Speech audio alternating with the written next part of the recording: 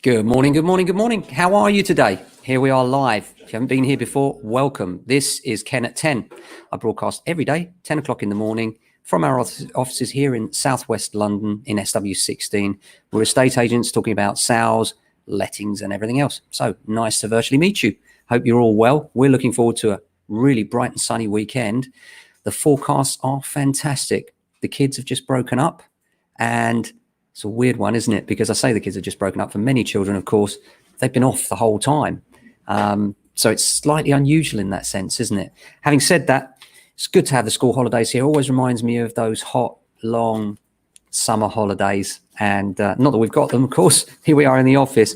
But having said that, great time to look at property. Everything always looks so fantastic in the sunshine. And of course, with the stamp duty announcement, we're particularly busy in the sub 500K range. Everything in that range seems to be going under offer. It's absolute madness, and a good thing really, because that's just the shot in the arm the property market needed in these difficult times. Seems like the coronavirus is lifting slightly as well. The R rate's going down. The sun is out. We're heading towards a weekend. Love Fridays. Fridays are a day where we're trying to get everybody out the door, viewing our stock instead of our competitors. And quite often with first-time buyers, that means talking about leaseholds. And a lot of people think, oh no, I must have a freehold purchase, and if I can't do that, then that's a problem. And here in London, it's really difficult to find anything freehold, and certainly here in SW16, under 350,000. So unless you've got sort of really 400 plus, you're probably looking at flats. And that shouldn't necessarily scare you. Should you be cautious and ask all the right questions? Yes. But if it's a flat, it will be leasehold. Interestingly, if you had a freehold flat, you would not be able to get a mortgage on it, because contrary to popular belief, leases aren't just there to cause problems. They're there to demarcate lines, who does what, when and where.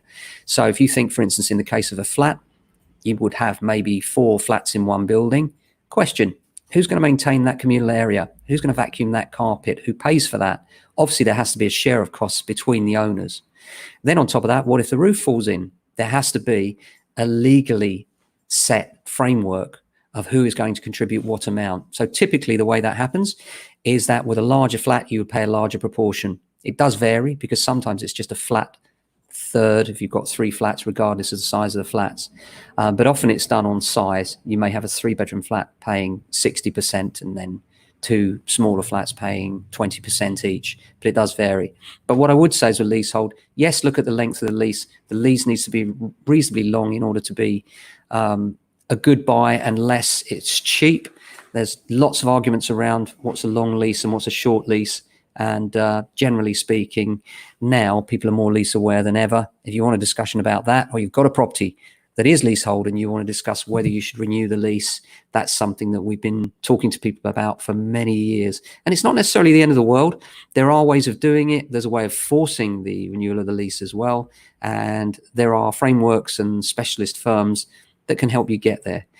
The key thing is, if you're thinking of buying a leasehold property, don't let the actual words leasehold just put you off. Get it researched into, take advice.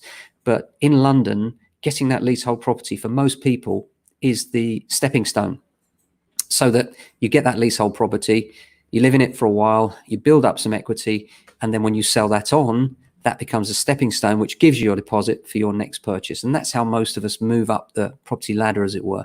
Not many of us can go out there straight away, here in London anyway, and go straight for a freehold purchase.